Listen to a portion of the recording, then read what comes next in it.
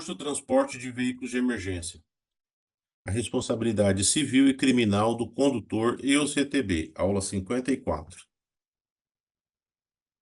Sinistro de trânsito. A responsabilidade civil e criminal do condutor relacionada ao Código de Trânsito Brasileiro pode ocorrer em decorrência de um acidente de trânsito, hoje chamado de sinistro de trânsito, de um ato infracional, classificado pelo CTB como crime de trânsito, ou de ambas as situações. Em novembro de 2020, a revisão da norma NBR 10.697 determinou a adoção de um novo termo para o acidente de trânsito, agora chamado de sinistro de trânsito, tendo como definição todo evento que resulte em dano ao veículo ou à sua carga, e ou em lesões a pessoas e ou animais, e que possa trazer dano material ou prejuízos ao trânsito, à via ou ao meio ambiente, em que pelo menos uma das partes está em movimento nas vias terrestres ou em áreas abertas ao público. Sinistro de trânsito. Quando ocorre um sinistro de trânsito, a responsabilidade, até segunda ordem, recai sobre o condutor que causou o mesmo. Causas de sinistros: negligência, imprudência e imperícia.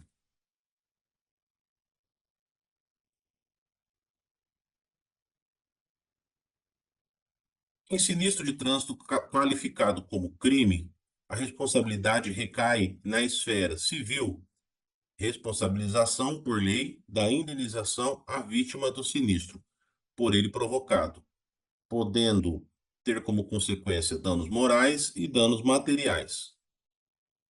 Ou penal, definida a partir da violação de uma conduta proibida pelo tipo penal incriminador. Responsabilidade civil. Determina as maneiras pelas quais um indivíduo pode ser considerado culpado por um dano que causou a outros e a forma como essa responsabilização será calculada. Para isso, se leva em consideração três fatores: o dano causado, a comprovação de que o dano foi causado pela ação do indivíduo que se quer responsabilizar, se ele de fato é o culpado.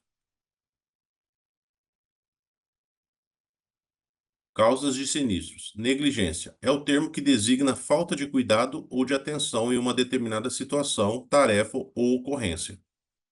Imprudência é um comportamento de precipitação, de falta de cuidados. Imperícia, falta de habilidade, aptidão, experiência para desempenhar uma atividade. Dano material é uma lesão concreta que afeta o patrimônio da vítima. Assim, a perda de bens materiais deve ser indenizada de modo que cada perda definida no ato do sinistro deva ser reparado civilmente. O culpado pela justiça será obrigado a reparar os danos causados, tais como danos ao veículo, despesas hospitalares com medicamentos e demais tratamentos. Já o dano moral tem relação com dor, aflição física, moral, vergonha, entre outras questões emocionais ocorridas em consequência do ato. É qualquer sofrimento humano que não é causado pela perda de um bem.